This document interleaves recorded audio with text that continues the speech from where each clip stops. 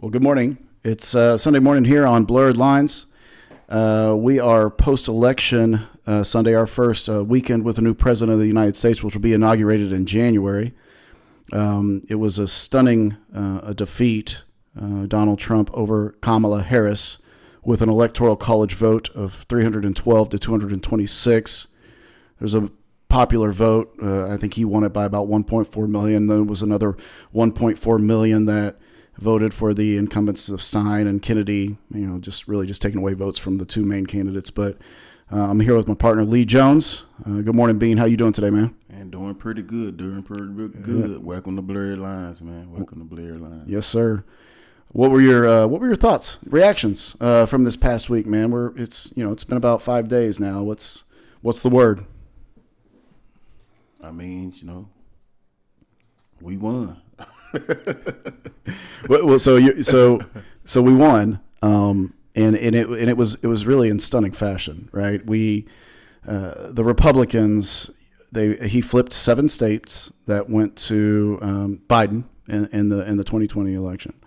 2024, 2020. So those states were Pennsylvania, Georgia, Wisconsin, Arizona, Nevada, and Michigan. And that right there did it. And it was I think it was a surprise to many, but not a surprise to all. I think when you also look at the impact that it has on our Senate, the Republicans took the Senate back. House of Representatives is still a little bit up in the air. But right now, I think what everybody in this country can expect, regardless of who you voted for, is that there's going to be some change, some drastic changes. And, these things don't happen overnight. Again, he hasn't even taken office yet. Policies have to be written, policies have to be voted on, policies have to be approved and then implemented. But I do feel like there is a breath of fresh air and a lot of optimism out there right now with folks that are just recognizing that it's been a rough few years, and sometimes change brings change, sometimes change doesn't, but we're going to find out. Most definitely. I don't even think I don't really think it had nothing to do with Trump. I just think his candidate was so bad, So at the end of the day, So, a lot of Democrats chose not to vote. Right. She was so horrible, so. Like you said, when you don't have a policy and you don't have a blueprint, it's just like us getting in the car trying to get to a certain location with no directions. I'm going to stay at home. We know how to get there. I'm not finna get in there. So it was one of them situations like that. A lot of, I think, early, they kind of rubbed black males the wrong way. I heard that a lot that night. Tell me about that. So what I think what they tried to do is it was all about the black females. That was the route that they was taking. Toward the the last 2 weeks, they started trying to cater to the black men. But I think at that point, the guys was just completely turned off. So, well, so you're spot on about something. I think that when you looked at this election, from 30,000 foot view, I feel like a lot of both parties assumed they had their base in the bag, right? I think Trump assumed he had, the most white males, rural America, right? Not necessarily the big metropolitans, but all of kind of the outskirts. And I think that Kamala, I think to her detriment, I think that her campaign assumed that she had the minority vote in the bag. Like, I'm going to have all the black people, all the Hispanic people, all the Asian people, all the Indian people. Those are my votes. And so her approach was she was trying to poach votes from, maybe it was middle-class white Americans or upper-class white Americans or whomever. But to your point, didn't necessarily focus her energy enough on what she thought was just her base. Like, that's a shoo-in. I got that. And it's evident in the results. Trump picked up. 4 years ago, Biden had 9 out of every 10 African Americans voting for him. Kamala only got 8 out of every 10. And when you're talking about a country with with almost 200 million people in it, that's significant. Okay, Hispanic vote. The Hispanic vote, same thing. It was Biden had 6 out of 10 of those 4 years ago. This year, Kamala only got 5 out of 10. And so when you're losing 10% of what you think is your base, I got this in the bag. That is significant, and that is what changes results. Donald Trump won Miami-Dade County. That has never happened before.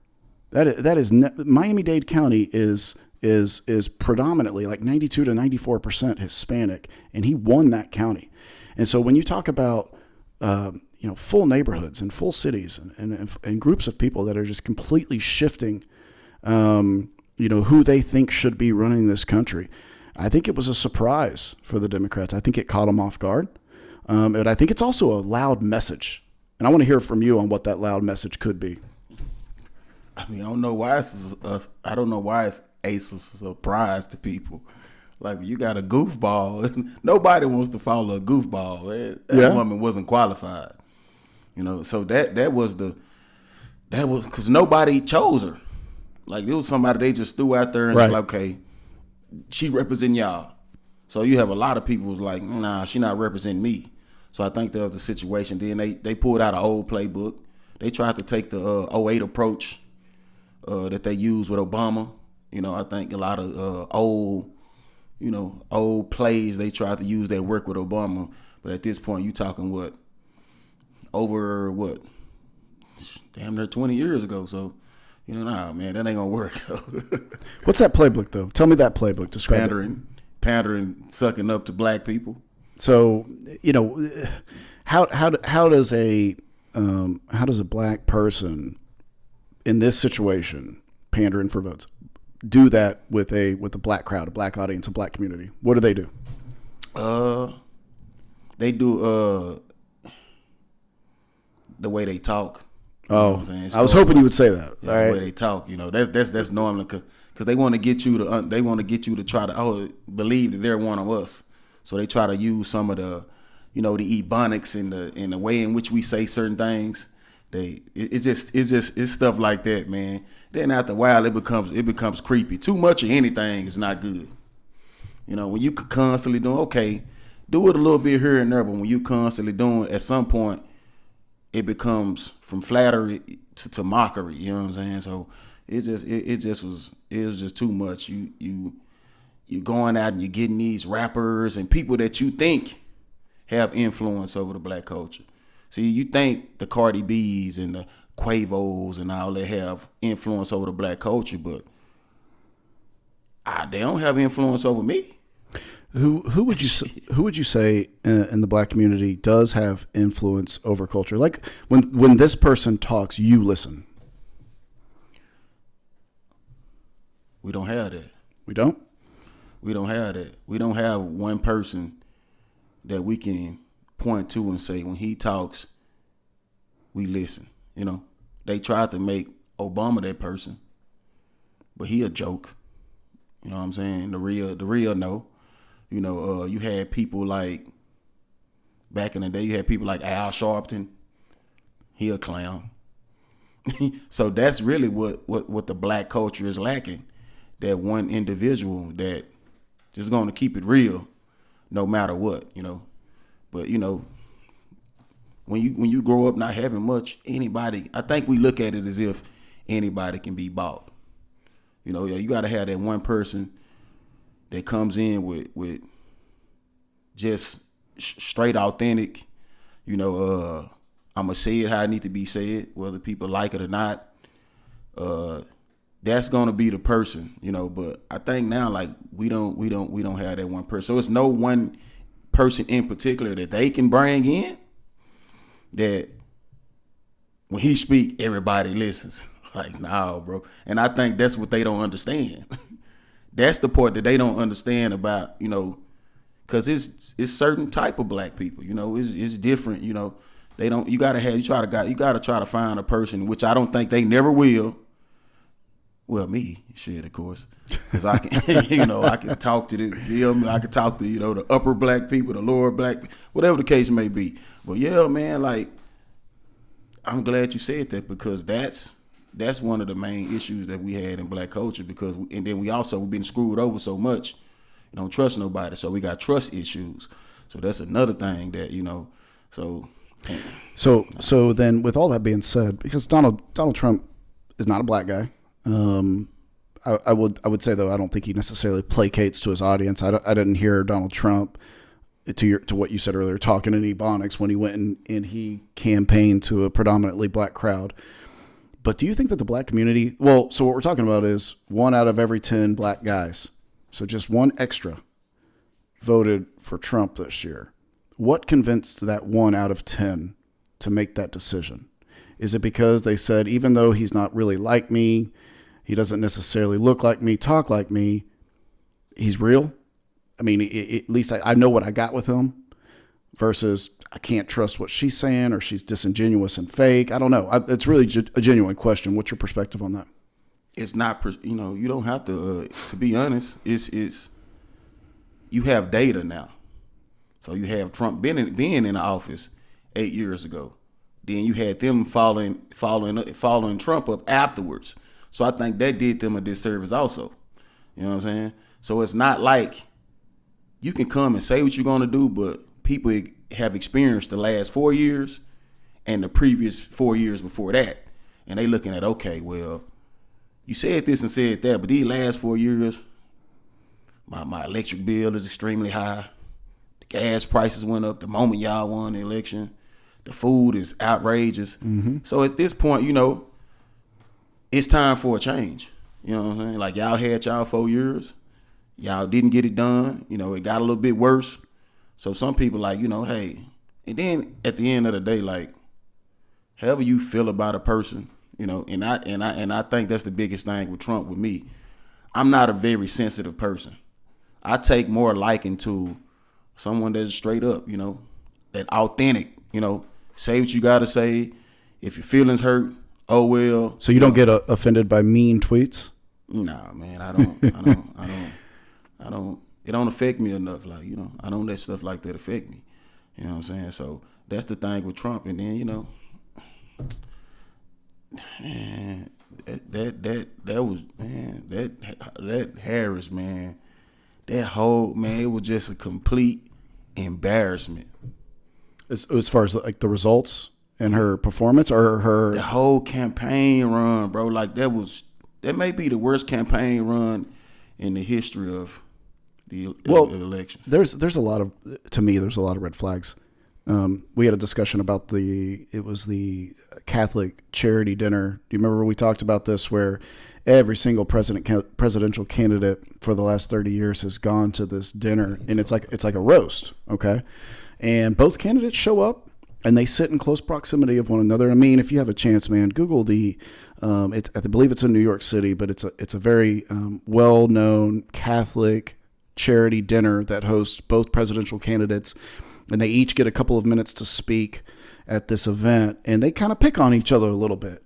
And I mean, there's videos of, like, Obama doing it and Hillary doing it and Trump doing it, and it's kind of one of those things for a couple of hours that night. You kind of agree to disagree. Everybody's smiling. It's fun, but it's important. And the Catholic community, as you know, is huge in this country. And it's comprised of a lot of white people, but also a lot of Hispanic people. What's the name of that? The Al Smith Memorial Dinner. Appreciate you, Amin. By the way, I forgot to give some love and respect to our man Amin, the international Amin back there, hitting all the buttons and switches and Googling for us today. Appreciate you. So this thing has never been skipped by a presidential candidate meet, and she skipped it. And she sent a video voicing her support. You look at the night of the election at her campaign headquarters. I don't know if you were watching, but you got all these people, which was in Washington, D.C., because that's where, all these people sitting outside. There's music playing. It's a party. Now, it's kind of a somber party because at this point, people know that she's not going to win. She didn't even show up, man. She didn't even show up. That type of stuff. She didn't even show up. Like, you got to show up. Like, yeah, you lost, but like. But she didn't show up. She didn't even show up after they won. I know. Where was she after they won the last 4 years? This probably was a year or two ago. I was telling somebody, like, where's she at? We don't even see her no more. Like, she literally disappeared. Then she popped up when Biden,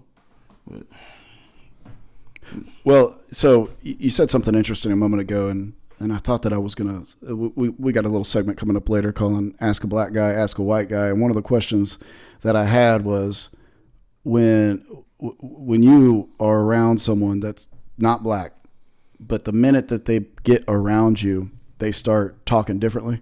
They start talking like you. Yeah. And then they walk away and they go back to talking normally.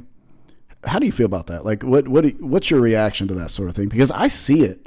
I mean, I see it. I see it all the time because we're around each other all the time, and our little group is comprised of people of all races. But then sometimes we have people on the other part of the gym that want to come hang with us, right? Play a little, and then all of a sudden it's like, wait a second, that's not how you talk. I played with you last weekend, and you didn't talk like that. But like, and I know you guys notice, man. I know y'all notice. Like, what does a black person think about that sort of thing? I don't know. Like, I guess it depends on the person. Some people, they bother by it. Yeah. It just depends. Like me personally, I guess some people feel like they got to do what they got to do to fit in. That's not only just a white thing. You see, black people get around a certain group of black people and they start acting ways that, they wasn't raised and don't act like that. You see it with rappers all the time. You have, CB4, MC Gusto, So to me, it doesn't bother me. To some people it does, because I've seen, some people, get mad. Right. They get pissed off. They just don't like it. But to me, I'm just kind of like, hey, man, like I see it as a kind of a respect thing, Okay. I think does it also depend on like who it is? Like, is there a difference between like maybe a 15-year-old kid that I'm gonna tell you a story. All right, tell me. So when my brother Q was down here, we had went and put a TV chef up, for his daughter. So we get back to the house. So we get out the car. I got the toolbox. So he's walking in front of me. So it's a group of white kids. You know what I'm saying? Oh, you told me the story, but yeah, tell our audience. This is great. It's a group of white kids. So so the little white boy, he in front. So he walk up. He kind of cool. He like, "What's up, guys, man? What's good, man?" And he reached out. Now I'm behind Q.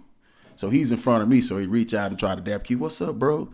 And then his response was like, "I don't fucking know you."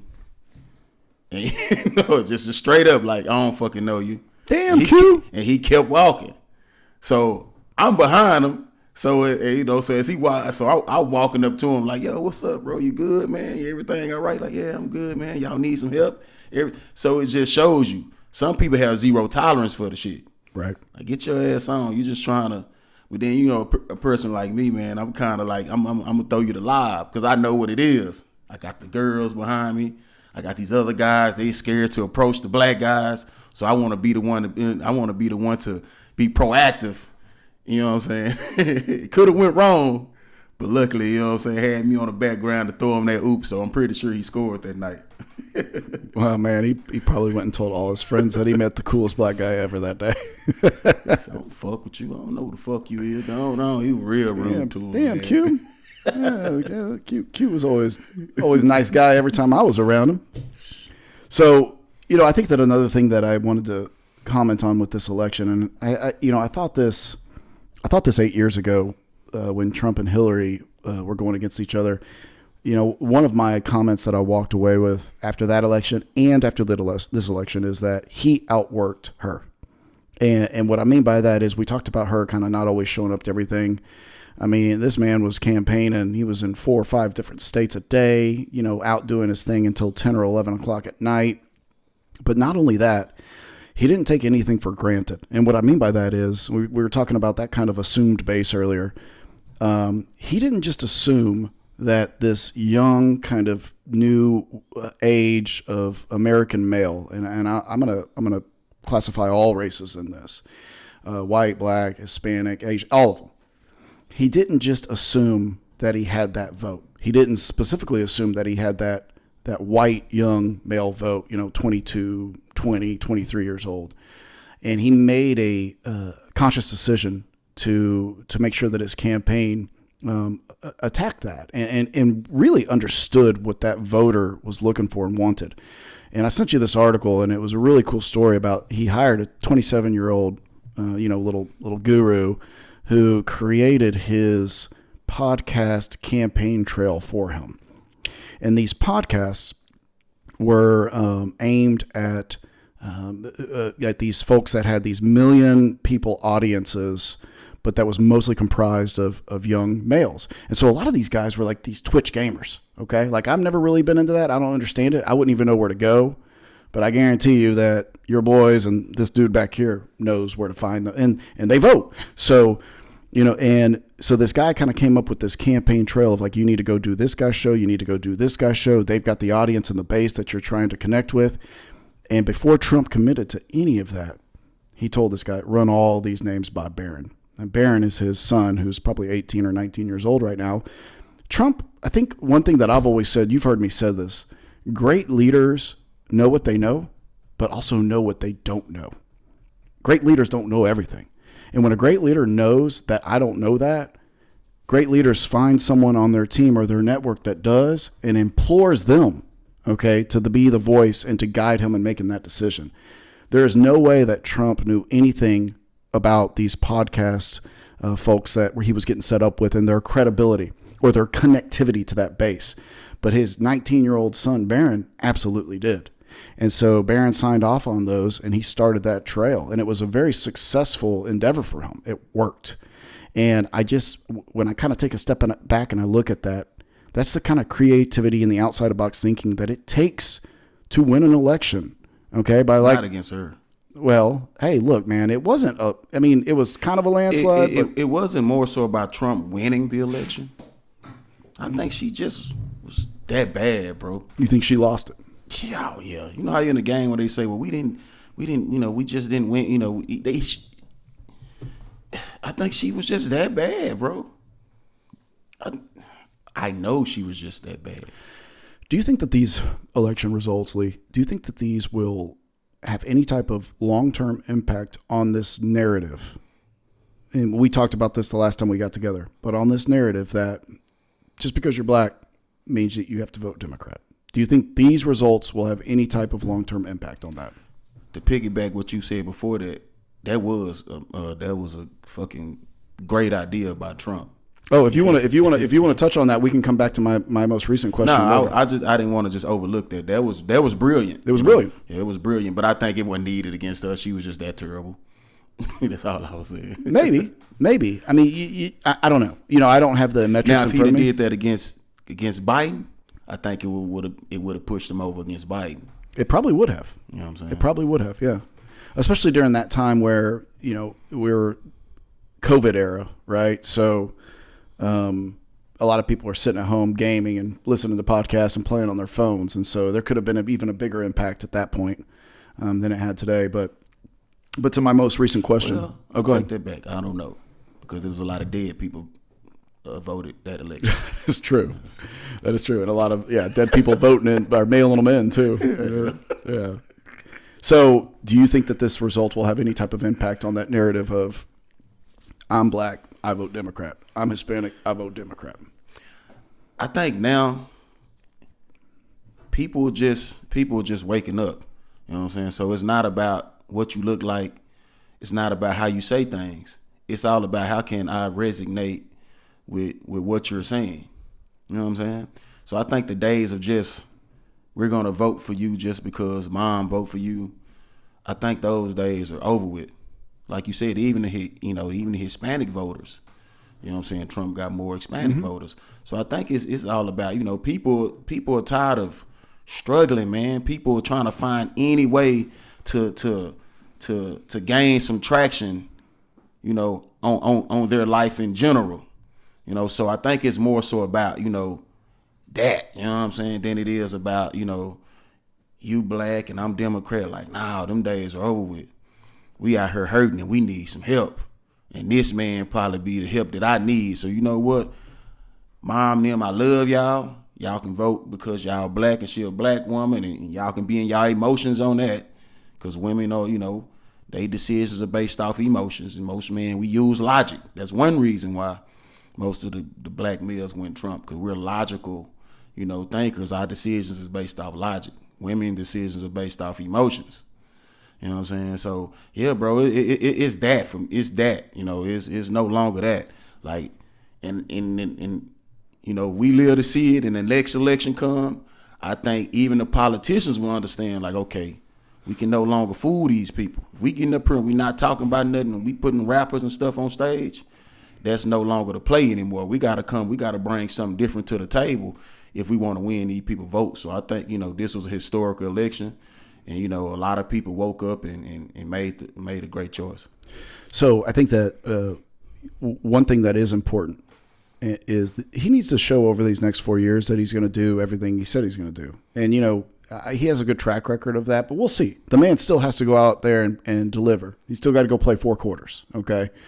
We think that we're going to get a good 4 quarters, 4 years from him. But I mean, hey, like people do what people do. So, but if this economy bounces back, okay, and these wars on the other side of the pond get settled down, and our military strengthens again, and people are getting back to work and getting jobs, and tax rates go down, overtime stops being taxed, service industries tips are no longer taxed. All this is going to do, these are real topics. All this is going to do is just fuel this economy. And if that happens, I really do hope that it continues to kind of open eyes of we don't necessarily have to be in a box, right? And what I really do hope that it does too, Bean, is that it takes future politicians to take a step back and think about who they want to represent differently. It would be extremely awesome to see a black, male or female, Republican candidate one day. Okay, why besides Dr. Ben Carson, why can't we have more black Republican representatives? We have a ton of white Democratic representatives, but there are so many talented politicians out there, talented lawyers who are thinking about becoming politics, who maybe think about things a certain way that doesn't necessarily align with their community, and so they just punch that Democrat card on who. It's like, hey man, I think it would further eliminate this very polarizing 2-party class system that we have created if we have people of color crossing that line to go represent and lead the people of an opposite party than what people would expect of them. And it would just make this, it doesn't have to be a white-black thing. It's a Republican or Democratic thing. And by all means, we could probably use a third or a fourth party in there too. So we don't just have to pick one of 2 options. This is a huge major decision that affects the trajectory of our country for the next 4 years. And we only have 2 options. I mean, you get more options than that at the grocery store or at the movie theater. It's just, it's crazy. It's crazy. But what are your thoughts on that, man? Do you think that this country very well could one day have a dynamic a Republican leader that is black? I don't know, man. I honestly don't know. What's your hesitation with that? Or like, why do you think you're not? Why are you so unsure? Because of the statement that Lyndon B. Johnson made. Mm-hmm. I wish I could see the details of what he meant when he said he was gonna have niggas voting Democrat for 200 years. So I'm one of them people, man. I dig deep, I go real deep. So I think it's more to that, I can't remember this guy's name, but we got the Googler. Black guy. He was I'll try to find his name.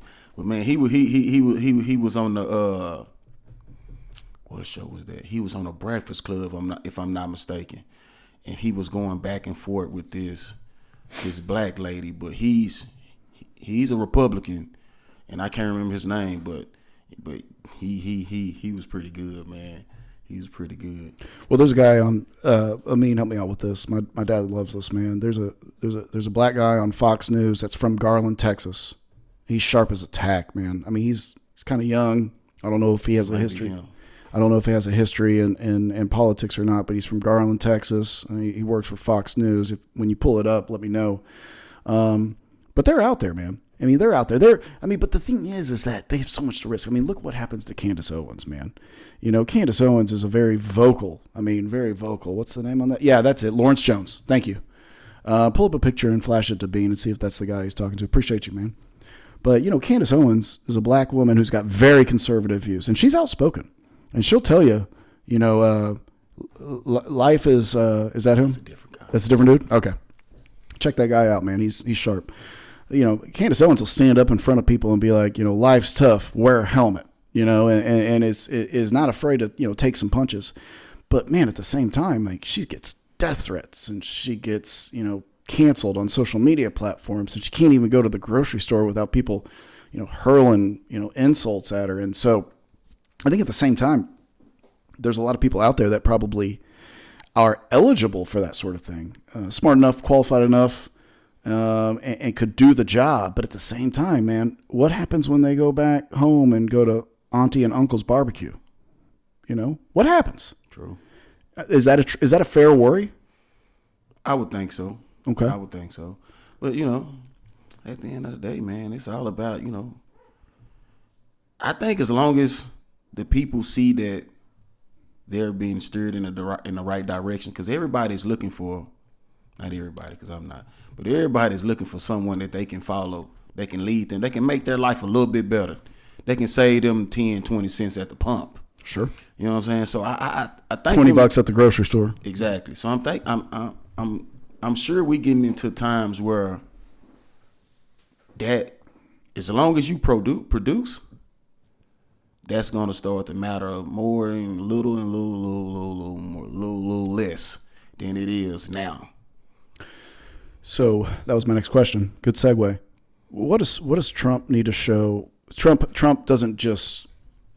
not just the president for Black America, but I want to ask this question. What does Trump need to show the Black community in these next 4 years to build confidence in them that they made the right decision? Mm-hmm. To be honest, with Black people, it's all about saving a buck. Okay. It's all about, because he was saying something about within his 12 months, he's trying to get energy prices, the electric bills down 50%. You know what I'm saying? And then, of course, that trickles down to the groceries and all that. And I think once Black people start to see where they can save money on, like you said, because little things, just saving me $30 on an electric bill go a long way. You know what I'm saying? So it's just the little things like that. So once they start to see that their money can stretch a little bit more, I think that's good enough. You know what I'm saying? For most Black people, because that's the biggest issue in Black communities. Is income. So if I can save at the store, if I can save at the pump, if I can save, groceries, I think if they can see that, then that alone, they would give Trump their approval on that alone. So I think he can do it, man. Think so? I think he can do it. Okay. Well, moving on along. So I've got a new segment that I wanted to bust out with you here today. Okay. I'm going to ask you a couple questions, and we can have a discussion about them or not. But we're going to call this hell yeah or hell nah. So I'm going to ask a question to you, and we're both going to have the opportunity to answer it. But I'll let you go first on this first one. And so my first question is, did Black people and Hispanic people save this country with this most recent election? Hell yeah or hell no? Did they save? No. Hell no. No. Okay. No. Why not? Hell no. Why not? Cause she was just that bad, bro. Like, But Bean, if the Black and the Hispanic voters, that increase, then this race is a lot closer than it would have been. It might not have gone to Trump. So, they didn't vote. Not as many of them voted, is what you said. You have a lot of those Democrats. They just didn't vote. It's not that they voted for Trump. They just didn't vote. Period. So I'm sitting this one out. Right. I'm sitting this one out. So I think, like I said, hell no. So I'm gonna say hell no too, not because I don't think that we're in a better position over the next 4. I think we are, but at the end of the day, we're not saved yet. We have a lot of work to do. You know what I mean? I think with her in charge, it would have been impossible for this country to heal or come together or economically get back to where we were, let alone with our military. It's a lot of people seem to forget that the president of the United States is also the commander in chief of the military. And whether you have military relatives or not, we need a strong military. We need strong borders, and we need to know that our representation in foreign countries is strong and that we're forced to be reckoned with. And I don't know how many countries right now are really scared of us anymore. There was a day where they were. Okay, where you just kind of show up and flex and they back down. I don't know if we're in that position right now. But at the end of the day, we haven't saved anything yet. I think we need to see some results. I think we need to see the trajectory of this country change for the better. I would love to see the theme of this show, as we talk about. I would love for us to see this crazy divide start kind of coming together a little bit. When we are united as one, we're unstoppable. And I think I'm glad you said that, because I think that's another thing that's starting to take place. I think people are starting to. You may not see it because the media is designed to push the negativity, but I think people are starting to come together. You know what I'm saying? People are starting to understand. So that's going forward. We do have that, and that's powerful when people start to come together. No matter how you look, no matter how she look, no matter, we coming together. Because everybody's hurting, not just the black folks. Everybody hurting. Absolutely. You know what I'm saying? So when people start to come together, man, say that's magical, man. So we at least have that going forward. Not saying that everybody coming together, but I see more and more people starting to reach out and have conversation. Even me personally, I'm starting to talk to more and more people that don't look like me, and we able to have great dialogue and exchange and just keep it moving. So you've gotten friendlier since that day I met you? Most definitely. Yeah. I'm not friendly.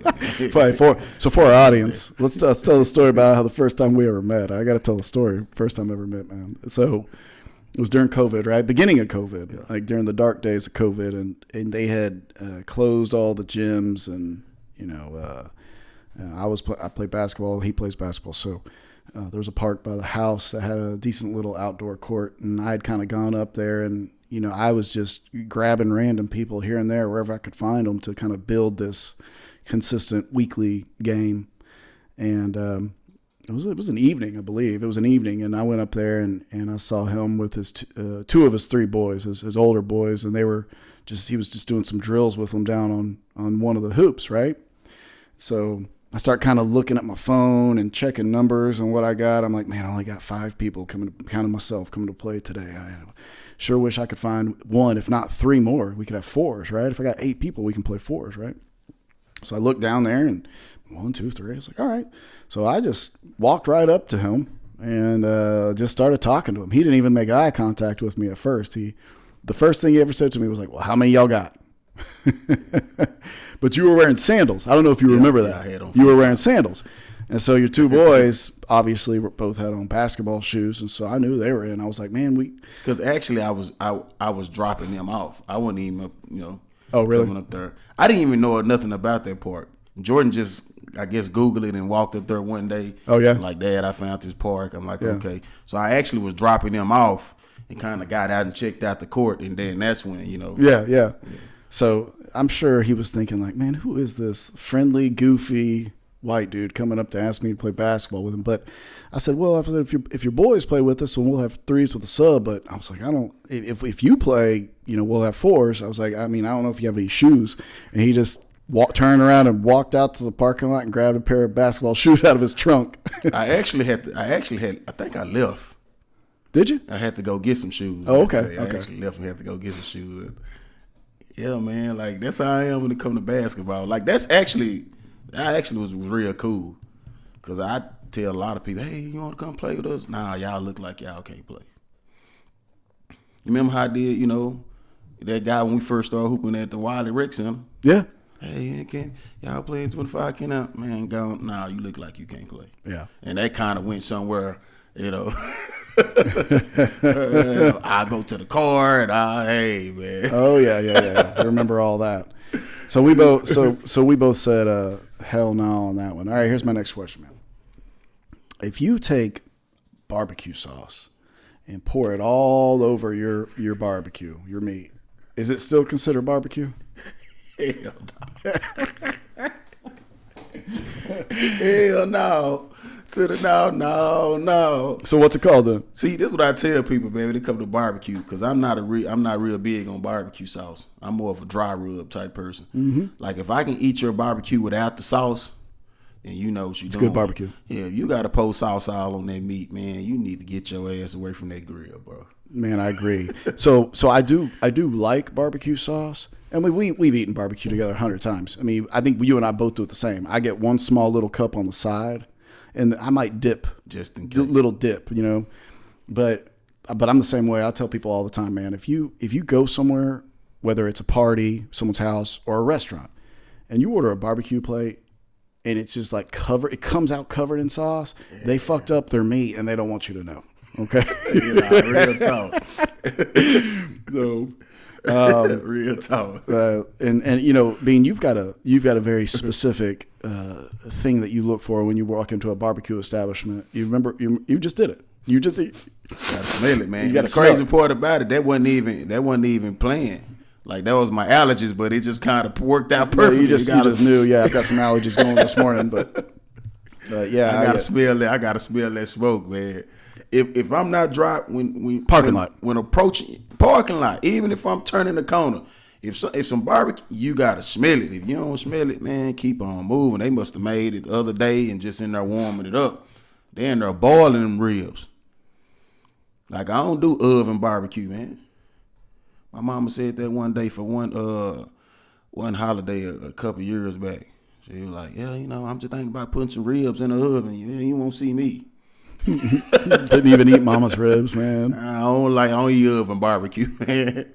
All right, man. So we both said, so if you pour it isn't barbecue. So hell no, it's not barbecue. Hell no. New age rap is better than old school rap. Hell yeah or hell no? Hell no. I agree. Hell no. Hell Why? No. No substance. No substance. No storytelling. They don't tell stories. They mumble. And they keep talking about the same things over and over, man.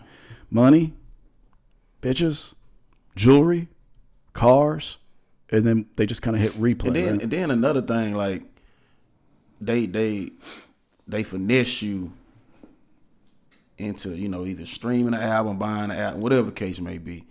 Cause you notice, like when we was coming up, the songs was 3-4 minutes long. If you listen to a No Limit song, that motherfucker line been 5 or 6 minutes long. Right.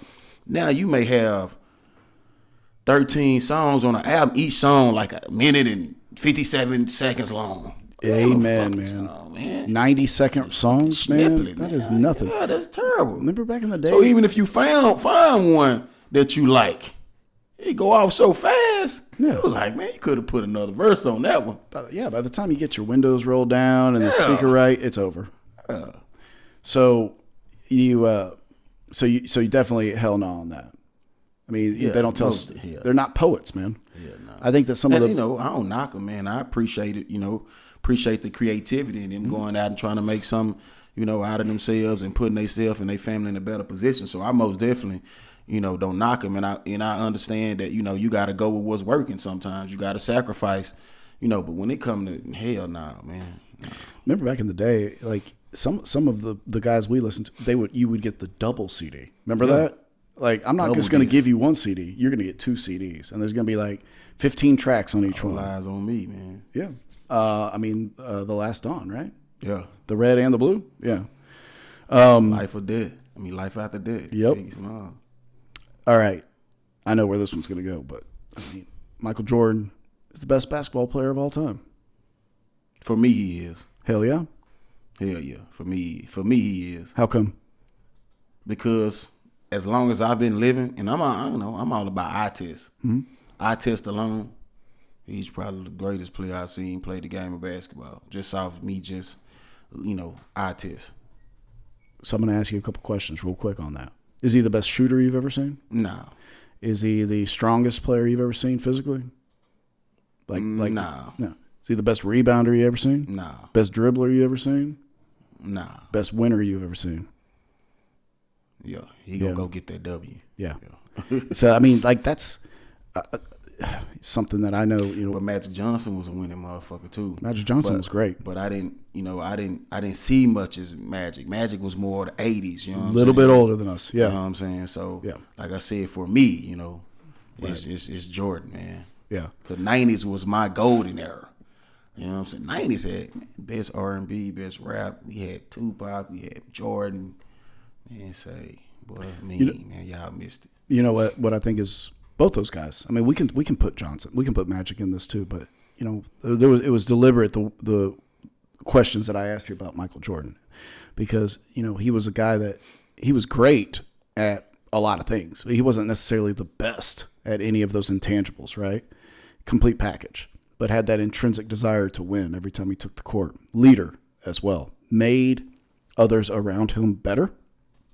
And look, I got the utmost respect for Scottie Pippen, Steve Kerr, Horace Grant, Dennis Rodman. Those guys are great ball players, but they're not as great as they were without Michael next to them. You know what I mean? Like, you know, the great players make those around them better. Magic did that too. You know, Magic, you know, he got to be worthy, and you played with Kareem for a bit.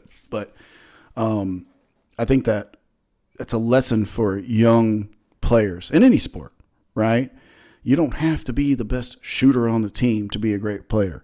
You don't have to be the fastest wide receiver on the team to be a great wide receiver. You know what I'm saying? Like, you just focus on everything, be well-rounded, but just go out there with a desire to win. Here's my issue with the younger players nowadays, that they don't understand. Yeah, they may be more skilled, you know, but bro, you gotta learn how to compete.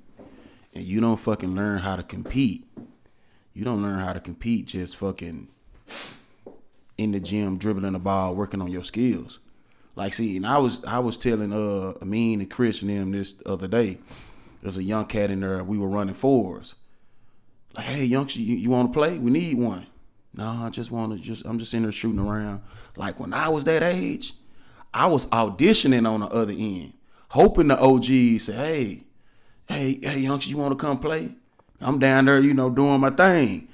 Because, you know, I was competitive. I wanted to show them that, hey, even though y'all older, I can compete with y'all. Nowadays, these kids don't want to compete, bro. Yeah. Like, you have to learn how to compete. I don't care how much skill you have. You got to know when to crossover. You got to know when to counter that move. You got to know when to shoot the pull-up. You got to know when to box out. You got to learn how to compete, man. And a lot of these kids, they don't know how to compete, bro. So, and that's one thing about Jordan and the Kobe's, and they was very competitive. They weren't looking to team up with nobody. Give me and I'm like that. When I walk on the court, they ain't who you got. Hey, man, just give me 3. Let's go. I ain't got time for all that, man. Mm-hmm. You know what I'm saying? So, because I know whether I'm playing with this person or that person, I'm going to compete. You know, so it's all, you know, that's the thing that stood out to me about Jordan. You know, just compete, man. You know what I'm saying? The way he showed up, and, you know, the way he competed every time. So, and you gain a lot of respect. You know what I'm saying? This is like with you. One thing but we know about Andrew gonna compete. Yeah. He gonna compete. You know what I'm saying? So you people respect your game when you just show up and compete, man. You know, it don't really matter about all the skills and all that. When I go to war, or are you gonna be right there going to war with me? That's right, man. You know what I'm saying? So that's what it's about.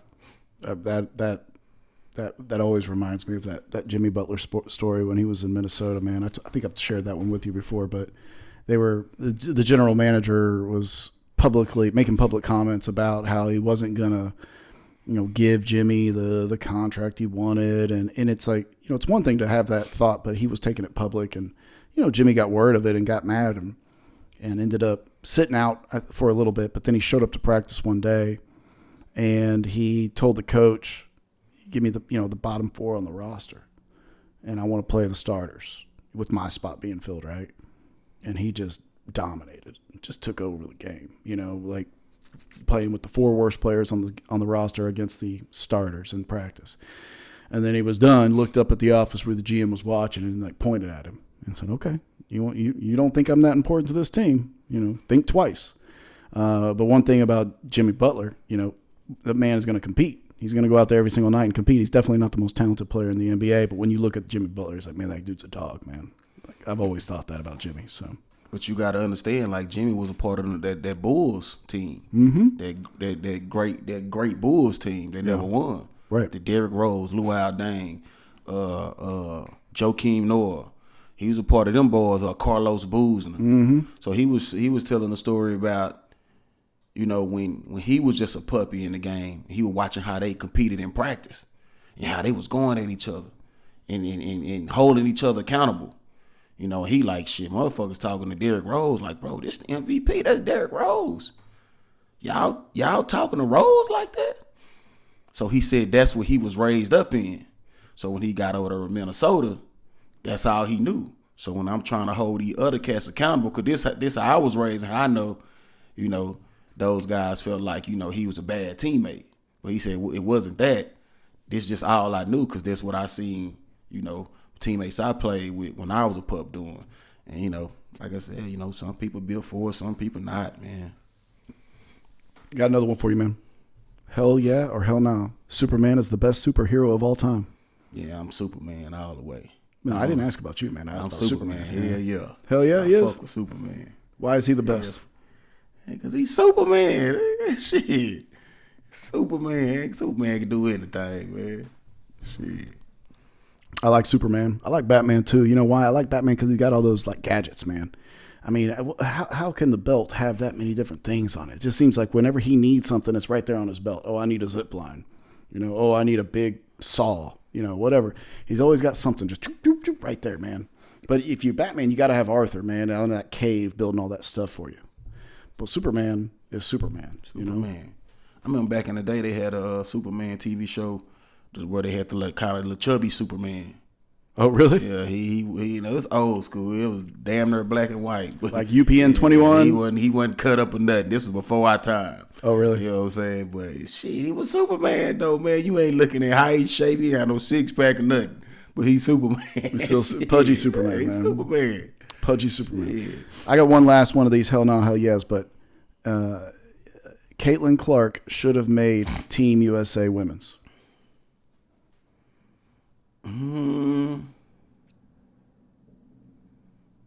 I think if because I'm not really educated on, if rookies or whatever the case. I don't know how the WNBA work for us that, but you got one common goal, and that's to win, right? Mm-hmm. And I most definitely think she can help you win. So, hell yeah. Hell yeah. Hell yeah, we agree on that too. She ended up having an incredible second kind of back half of the season, really came around. So, I was listening to a different podcast the other day, man, driving home, and it was, they were talking about this transgender women in sports right now and the impact that it's having on the competition. And I know you've heard the stories. I don't know if you know any of the specific stories, but whether it's track or field, sprinting. Right now, I cannot recall the country. Maybe the Googler can help us out with this, but I believe it's either a rugby or a field hockey transgender female player. And when she goes out there and she plays, she's like tossing people around. I mean, she's like your size. And these girls just don't have a chance. The reason I bring this up is because the day after the election, I was watching a very popular Democratic TV channel and I was just kind of listening to their reaction on it. What's that say? I mean, let me see. Okay, yeah, that's her. I mean, look at her shoulders and her biceps. She'd tear you in half, man. And then I think there is even like a Olympic boxer that's her. Look at that beam. An Olympic boxer that won the gold for the women's. And everybody, I don't know if she was from Brazil or where, but everybody suspected that she might have been a man. And recently they found out that she was. Okay. So as I'm listening to this TV broadcast the other day, I think it was Wednesday or Thursday morning, so fresh off the election results, one of the commentators on there finally kind of admitted, he goes, hey, we took this way too far. He said, there's a difference between being vocal and supportive for transgender rights, but telling them that they can go and they can compete on teams and leagues against biological women. He said this. He goes, we took it too far. He goes, we took it too far, and our own base was starting to question us. And I'm not going to quote the person that said this, but it's on a very popular news network. what are your thoughts on that, man? I know you have children. I know you don't have any daughters, but you have kids, and you believe in youth sports, and do you think that these women who transition from men should be able to compete against biological females? Hell no. I don't even know if we still on a segment. we can keep it on that. We can Hell no. It just man, nah, man. Come on, man. At the end of the day, man, like God strategically made us men with bigger hands, broader shoulders, deeper voices for a reason. Denser bones. Yeah, I mean, it's for a reason. Yeah. You know what I'm saying? Like, come on, man. These people out here trying to play God, man. No, that's come on. That's terrible. I think my thoughts on this has always been pretty consistent. I'm a big proponent and believer on people can live their life how they want to live it. And I mean that. Like I don't judge people for how they choose to live their life. Don't come fucking up our sport though, man. But you don't create an imbalance and an unfair environment but for others. But the thing is, can they start their own league? They probably should. I mean, I don't know the numbers on it right now. I saw a statistic the other day that there are 1.4 million transgenders in America. Now, some of those are men, some of those are women, right? Yeah. Some of them are old, some of them are young. Some of them don't like sports, some of them like sports. Right. Not all of them can. But look, we might be quickly heading towards a direction where, I mean, we have the Special Olympics. What you got over there, man? 1.6 million. What is that? 1.6 1.6. So I was off by 200,000. So, I mean, we have the Special Olympics, right? And that creates a fair and balanced field for people that want to compete in that. And so, we might be quickly heading down a road towards that. But for right now, y'all heard it on Blurred Lines first. So when it become major and they start doing the transgender leagues, that's us who did that. That's right, man. We want sponsorships. We want to be endorsed on that. We want to come film a show from the first transgender games. Hell yeah. What would we call it? Like National Transgender Games, NTG. All right, book us. We'll be available. Talk to our agent. So, but I can't imagine. I have a daughter. She likes sports, and you go to a high school swimming event. And your little girl has been training her whole life and waking up at 5 a.m. and practicing and eating right and staying healthy. And she actually has a chance to, win district this year. You know what I mean? And all of a sudden, here comes someone that... Here come this nigga.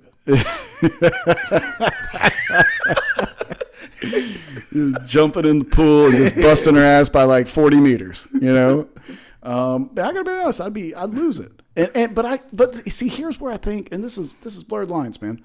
This is where I think that these topics shouldn't cross. It doesn't mean I got an issue with that cat that's a transgender. I mean, because it goes back to like live your life how you want to live your life. If you're a man and you want to transition into a woman, more power to you. That ain't my thing, but more power to you. But don't come. I bet not beat her. What do you mean? At the swim meet? Ow. We're gonna bring Uncle Bean to the swim meet, man. My nigga, really? My nigga, really? I'm standing up. Get over here and let me check something. Come here. Man, boy. This is happening. I'm getting kicked out. I'm going to send you a link later of that. Was it field hockey or rugby? Of that rugby. Because that's a physical sport, Bean. Man, just imagine when they start wrestling. They already are. High school wrestling, you got my girl peeing down, nigga, your balls all on her ear and shit. Hey, Google the Olympic boxer. This most recent Olympics, she won the gold for the women's division. She is huge, and was just killing these girls. I mean, come on, box. I mean, really? And everybody was like, "Oh, she might be a man. She might be a man." And I think they recently discovered that she was. So, man, I'm gonna tell you something. When I was younger, actually, I always tell my partner and them, I was like, bro, if I'm getting into a fight with somebody, he can be a man. And just say he come out and do like one of them 360 karate kicks, or his foot come right here, I'm shooting that motherfucker. Because he knows something I don't know. The fight's over. Yeah, man, if I'm posting up and you do a kick and your foot come rub my nose, yeah, you know something I don't know, man. So you don't, yeah, that's her. What's her name, man? So it was Iman Khalif. Where's she from? Turkey or something like that? Huh? You say it louder. Algeria. That's right. And so when you get to the house, like I'll send you something. Just watch one round of her boxing matches, man. A grown ass woman and who is a man, a fit man, just busting up these females. It was crazy to watch, man. It was crazy to watch. So that's crazy. I got this one more segment. So we're starting to get fans that are sending us emails or messages through our Instagram, which is blurred_lines with a Z. We've also got TikTok out there. We've got a YouTube channel. We're working on that. And so Instagram, we're getting all this kind of put together, but fans are starting to reach out to us. And I think that one of the unique things about our relationship in this show is that people are listening that are maybe a little bit surprised with how comfortable and fluid these discussions are between us, and they have questions. And so one of the questions that I got in today is ask a black guy, all right, or ask a white guy anything. And I got to ask a black guy question in through our Instagram account, and I'm going to ask this on behalf of him. I'm not going to say his name, but so Bean, when you have you ever seen the movie Office Space? Mm-mm. I know it's probably what you would call WPS, but it was filmed in Dallas. Anyways, in the opening scene of a movie Office Space, there's this kind of corny white guy, and it was actually filmed in Dallas, driving on 635, and he is like bumping like a really loud rap song. He's got the windows down, and this dude's going hard, man. He's got the tie going, the glasses, and all of a sudden traffic slows down, and this car kind of creeps up next to him, and he kind of looks over to his left. There's this big old brother in a car next to him, right? Yeah. And so old boy, listening to the rap music, just kind of slowly goes, rolls up the window, turns the music down real quickly. So the ask a black guy question is, when you pull up to a red light or a stop sign or something like that, and you see like a dorky looking white dude like bumping some music like that, what's the first thing that comes to your mind? Thumbs up. Thumbs up? Is that what you do? Do you give him a thumbs up? Thumbs up. Yeah, man. So I guess like the opposite of that is if I've pulled up, like the roles were reversed, and some dude is just like, some black dude's just like bumping the shit out of George Strait at some stoplight, I think I'm gonna find it kind of funny, to be honest. Like, man, like his wife must have put that in the deck for him. Like, what's going on here? I think that's the beautiful thing about music, though. Yeah, you know what I'm saying. That's the beautiful thing about music. Well, because this Jordan, he real big, and it's certain country songs that I like. Heck yeah, man. But Jordan, he real big on country music. They actually be going like country clubs and shit. Who? Your son? Take some with him? Yeah. Oh, I got okay. a little picture with his hat on and his tight jeans and shit. Hey, man. Okay.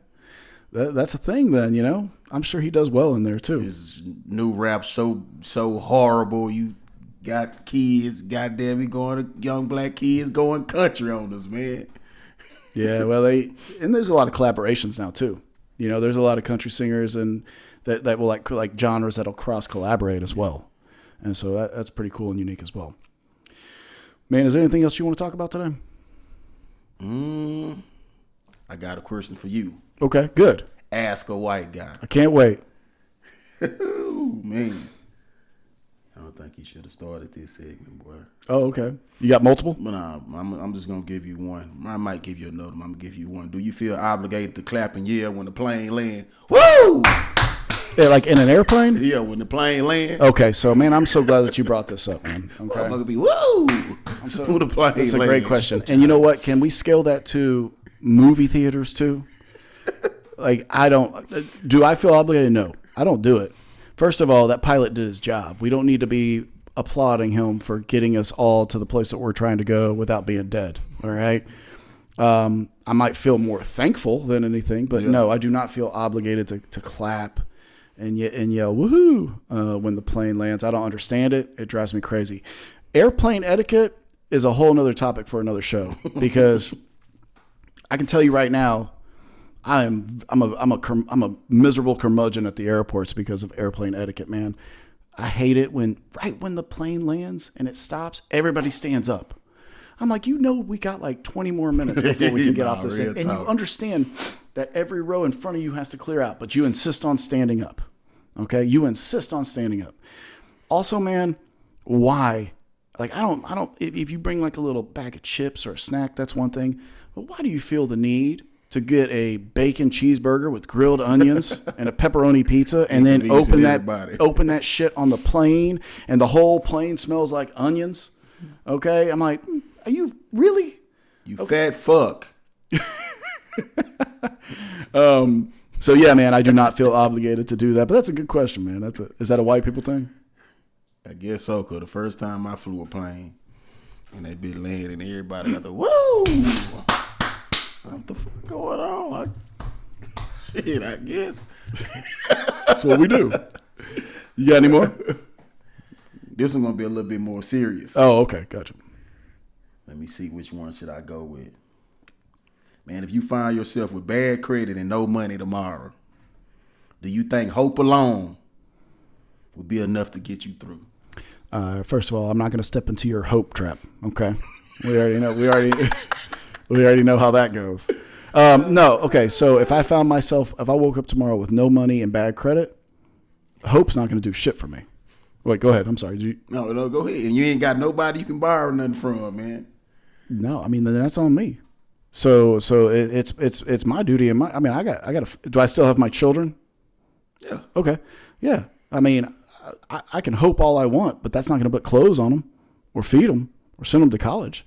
So the next thing I do is I go out and I start trying to get an understanding of what happened to my credit, get multiple jobs, start building up some income, and start rebuilding that credit. I mean, there will be a part of me that's going to wonder what happened. Is this some sort of like Trading Places? You seen that movie? Oh, I love that movie. Yeah. Eddie? Oh, yeah. Dan Aykroyd. Yeah, of course. That's a great movie. But no, I mean, hope is not going to fix the problem. Hope is not going to rebuild everything I, presumably worked for. And hope sure as shit's not going to take care of my kids, because one of the really, really tough realities that I think a lot of people have to understand and accept in this world is that nobody loves your children as much as you love your children. Okay, there are a lot of people out there that love kids and want what's best for kids overall. But if you don't do what you need to do that's in the best interest to take care of yours, nobody else is going to do it unless you consider the system an alternative, which I don't think that's an option. So no, man, I'm rolling up my sleeves and I'm getting after it. So I've been reading this book called it's called A Family Bible, and basically has on there it's talking about preservative maintenance. So it's basically saying that this guy was saying that okay, like emergencies, worst case scenario. So just say, for instance, when we in school and we have fire drills. Right. So we as people, we say, okay, man, I love my kids. I'm going to do anything to protect my kids. But do we really have things in place? So if emergencies pop up, you know what I'm saying? Do we have things in place so they can know what to do? So say, for instance, someone break in. So we done have a meeting with our kids. Okay, if you hear me say Scooby, that means all y'all get in one room and hide. Lock that door and hide. You know what I'm saying? It's kind of like, and it makes a lot of sense when I heard the guy saying it. You know what I'm saying? So you get those code words, and then they'll know that, okay, something going on. We need to get together, hide, stay away from that door. And then when dad or mom come to the door and say, Shaggy, we know that the coast is clear. You know what I'm saying? He was saying something about having a game where if we go out, whoever can point out the most odd things can get rewarded with a gift. So we out at a park or something, because it keep the kids' awareness up. Right. And you see something going on, you're like, hey, you see that guy? So it's why's all that about backpack over there by itself? Yeah, it's kind of creating an awareness amongst the family, and I thought that was kind of dope. You know what I'm saying? And that can be preservative maintenance can be done with what we have going on now in society too. Yeah, you know what I'm saying. So sad that we have to do that, but it's a reality of the world we're living in. I've done that with my kids where I'm like, hey, who can tell me how many doors are in this room? Like when we go, you go to a restaurant or whatever. And it's not about really knowing how many doors; it's knowing where they are. Yeah. Right. Yeah. Or if you at a football game or a soccer game, hey, telling Aiden like, hey, if a guy has a gun or whatever the case may be, even though mommy and daddy is here, if he's close over here, I want you to run away from the noise. Yeah. And then we'll get to you. You know what I'm saying? It's things like that, that we say we protect our kids, but do we have these things in place, for when, and Lord, we hope these things doesn't happen, you know what I'm saying? But it's best to be prepared just in case. You know what I'm saying? That's just like even with our ladies, you know what I'm saying? Our ladies, they feel like Megan feel like I can kick everybody's ass. It's somebody here that'll beat my motherfucking ass, man. But there's always someone that can, right? And then I don't know. It doesn't matter how tough you are. You can't run faster than a bullet. You know what I'm saying? So we need to put some things in place to where, okay, motherfucker coming here, he getting the best of me. You can't just be sitting back saying, "Oh, babe, get up, don't move." Yeah, once he gets like the upper hand, like if he gets leverage on you, like she's got to step in. It's something that we got to have in place. Grab that lamp. We got to go out and get some bear spray. All kind, and you might have to spray both of us. I'm already losing. Spray both of us. Grab that chair, hit him with the chair. Count. What? We'll figure it out. You know what I'm saying? But I was reading that in the Family Bible, man. I thought that was kind of cool. Even with with the Trump situation. That's what I was saying about telling most people, like, things going to change. So it's up to you to do your due diligence and your research and understand these changes. So you may have health insurance.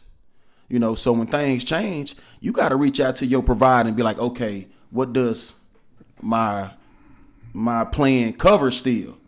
Because you don't want to get to that point in time where you need it, and then, okay, when these changes was made, that no longer covers this particular thing. So as long as we put ourselves in position to kind of, cover ourselves in emergencies, you know what I'm saying? But that's the thing, bro. It's gonna require research, and I hate it because that's the thing that my people lack. They very lazy when it comes to doing the research. You know what I'm saying? So you gotta, those, all those particular things gonna come up. So you gotta learn. You gotta see what this next 4 years is gonna be about. You gotta do your due diligence, and however it applies to you, you gotta see, okay, when this take effect, how does it affect my 401k? How does it affect this? And then from that point, you can, put strategic measures in place to, put you in a better position, So, well, maybe we can build that into some of our shows too, and help educate our audience, and sometimes take some of this literature that maybe some people. I don't know if that. I don't think that's exclusively to the black culture, bro. I think that's all people. Nah, real talk. I really do. I think that it's like, okay, well, things are going to change, but I don't understand how that impacts me, or I don't even know where to begin to research that topic. And I think that that's maybe a bridge that we can build to kind of help kind of connect our fans and our audience to what these next 4 years might entail. And some of it you might like and some of it you might not like, but what's most important is you understand it, right? Especially if you're going to have an opinion on it. Because you got to adapt. You got to adapt. You don't have a choice. You have to. Yeah. And I think that's the thing. Like, a lot of people don't adapt. Last 4 years is not going to be like the next 4 years. The last 4 years wasn't like the 4 years before that. So you gotta be willing to adapt. And I think some people just don't want to adapt. They just want to sit back and be emotional and be mad. But how does that help you? Throw temper tantrums on social media, and scream and cry and yell, because that's going to get them where they need. Then turn around and get on their kids' ass. Get up! You don't know where you learned that shit from. You ain't never. Quit acting like a baby. I learned it from watching you, Dad. Yeah, man. But I think that'll be dope. Oh, man. Be dope. Well, man, I think that we rolled out some good content today, man. You got anything else you want to say? One more. I know you got something. Ask a white. Oh, ask a white. Okay, here we go. All right. You say the best for last? Best for last. When was the last time you felt truly uncomfortable because of your race, and how did you handle it? Okay, I'll tell that story. I would say this was probably in 2018 or 19. I took my son to a Cowboys game in Detroit. Just for the hell of it. Just for the hell of it. I don't know. This is probably not going where you think it's going. Detroit. So we had a great time, man. And he was little at the time, man. I mean, because you know how old my son is. So he was probably 5 or 6 at the time. So everything was great, man. We went to downtown Detroit the night we flew in for pizza. Michigan and Michigan State had played earlier that day, so the place was really crowded down there. Woke up the next morning, because of the time change. The games start there like an hour or two earlier than they do here. We went to the game. The stadium was really cool. Ford Field was cool. It's right next to their baseball field, right there where the Tigers play. Yeah. The walk up was in downtown Detroit, and there were tailgates going everywhere. Never felt uncomfortable. Went into the game, was surrounded by Lions fans, mostly black. Yeah. Didn't feel uncomfortable. Everybody was really cool. Was driving back to the airport that night, and had to refill the rental with gas, right, before I returned it back in. We had a late flight coming back. Actually flew home next to Zeke Elliott's mom and grandma. That was kind of cool. But stopped to get gas, and AJ wanted like something to drink. So I'm filling gas, and I go into the store, and this is probably like 8 o'clock at night. And I mean, there was, parts of Michigan are 100% Muslim. I don't know if you've ever heard about Dearborn, Michigan, or different parts. And in certain places in Michigan, they actually practice Sharia law. Yeah. And I did not realize this, but the neighborhood So explain what that is for people that don't know. Sharia law? Yeah. I mean, Sharia law is a different kind of law. It's a law that they practice over in the Middle East, which essentially is, a lot of it has to do with women's rights. They have to, and I'm probably not doing a great job of this, but they can't make eye contact, but they practice their own law. Meaning, if you were to break a law in their society and community, they also have the punishment that they levy is different than what we would. Gotcha. So, but my point is, when you are in an area that is like predominantly governed in that way or managed in that way, I felt like a fish out of water. And I went into the store and immediately felt uncomfortable because everybody was staring at me. I was clearly out of place. I was probably the only white customer that they had all day. Yeah. I was just, I probably should have known better or done some research on it, but I just saw a gas station off the side of the road and needed to refill the rental. And so how I handled it was I went to the cooler and grabbed that bottle of water and just I didn't smile, but I made eye contact with everybody and just kind of did that head nod. And just went up to the counter and paid. The dude didn't even make eye contact with me or talk to me. My total was on the little digital thing, you know what I mean? And then I went back to the car, and keep in mind I had my son with me too. Yeah. So I think that was one of the reasons why I was a little bit more on a heightened nerve than normal. Is because I had him with me and he was little, and I'm in a different state. Yeah. So I just made the decision to kind of give everybody respect, and act like I kind of should have been there just like them, and I had no issues, and I got in my car and I left. But that was the last time that I really truly felt like uncomfortable and out of place because of my race. And where was you at again? Detroit. And what area that was? I wasn't in Dearborn because I don't think that, but Dearborn is kind of reputable and known for being, it's like 99.8% Muslim community. Well, wherever he was, man, fuck y'all, man. Got my nigga feeling all uncomfortable and shit, not speaking and shit, niggas supporting y'all business, man. Yeah, man. Well, I mean, they didn't do anything wrong to me, but they definitely were staring me down. I mean, they were staring at me like I was out of place. So, but man, I had something similar to that. I do the TV service, so I end up one of my European buddies, he introduced me to a guy that wanted the service. So I'm like, okay, cool, man. And normally I don't go to people's house. I was like, no. If you want me to program the device, I program it for you, but you have to meet me somewhere. I don't go in people's house. Well, this particular day, man, this dude here, so me and Aiden, we leaving Raleigh practice. We leaving at practice that evening. I said, well, man, when I leave practice, I'm already on George Bush. He was in Plano. I'll bring it to you. Man, so I pull up, and I'm expecting just to exchange it. You know, go to the device. You like it. You know, you got 36 hours. Cash out me, say, yeah, it's Venmo, whatever. But he like, could you come in and show me? African guy. So I get out. Get out, me and Aiden, we go in. And how it was set up to where, like, when you first walk in, it was like a long hallway. And then once you come out the hallway, it leads you into the kitchen. So, of course, he opened the door. We go in first. You know, he was kind of like, just keep straight. So we walking. Had Aiden with me. And everybody know Aiden. Man, so Aiden walk in. I'm walking in. I'm not knowing that damn near his whole family was there. Man, me and Aiden walking that motherfucker, man, and I was always taught to speak when you come in a place. So I walk in, hey, how everybody doing? And them motherfuckers, they were looking like, all African people. Then they was making that food and shit. And I was like, man, let me hear it the fuck up. And Aiden probably looking like, Aiden, he a lighter version of me. So they probably looking like, what the fuck going on? But them motherfuckers, I'm talking about, even when I spoke, they didn't even speak back. Motherfuckers just. And I was like, shh. Let me get up out of this motherfucker, man. How long were you there? Man, I was in there for a nice little minute.